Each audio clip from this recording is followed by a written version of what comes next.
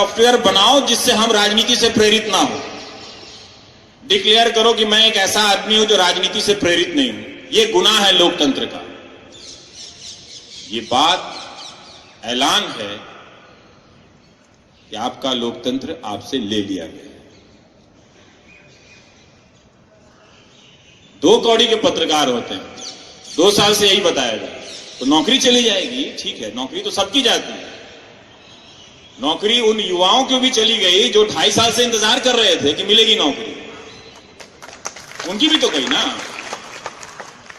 उनकी तो नौकरी ही नहीं गई। तो दहेज का मार्केट डाउन हो गया उन बेचारों का।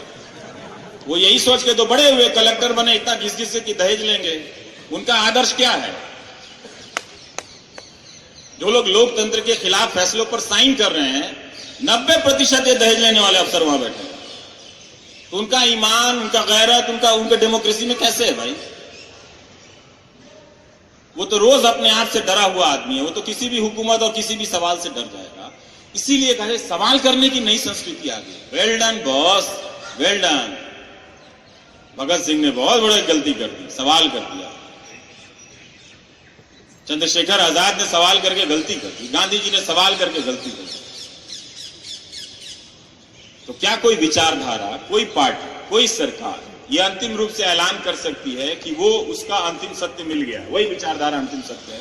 एक तो सब एक दूसरे के फोटोकॉपी हो गए आजकल, सारे के सारे। तो ये एक भयावह स्थिति है जिसमें आप ऑपरेट कर रहे हैं।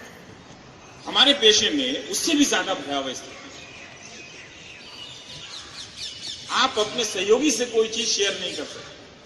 जो इस पेशे के लोग मिलते हैं वो अब पार्टी लाइन के आधार पर आपसे संबंधों को तय करने लगे, खबरों को छुपाने लगे।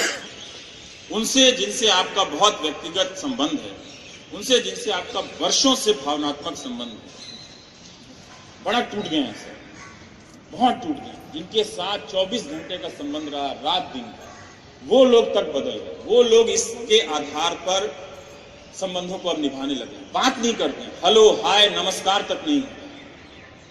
ये कितना भयावह है ये रिजेक्शन। सोचिए, जिसके साथ आप दिन रात उठते बैठते हो, लाख झगड़ा हो जाए, आते जाते गुजरते एक मुस्कान का तो कम से कम आप क्लेम करते ही।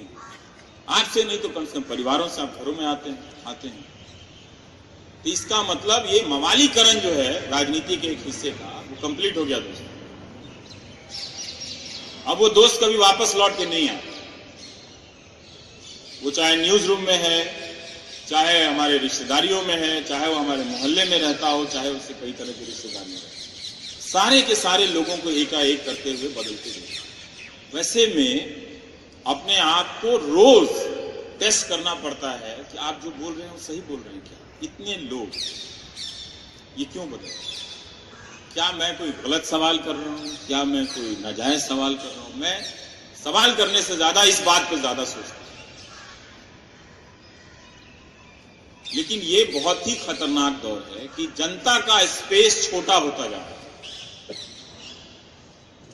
और ये फैन नामक गुंडों का स्पेस, नाम बहुत शरीफ वाला है, नाम आजकल अच्छे होते हैं सब। ट्रोल, ऐसा लगता है ऑक्सफोर्ड से पढ़ के आए।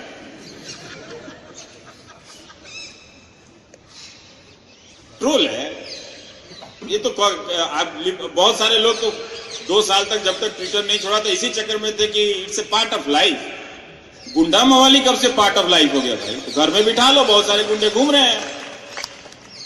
सरकार को लिख दो कि जेल में जितने मवाली हैं उनको हमारे यहां भेज दीजिए, it's a part of life, हम साथ ही में रहेंगे। तो उनको बिठा लिया, वो ट्रोल को लेकर तो नए नए शब्द आते हैं, फैन।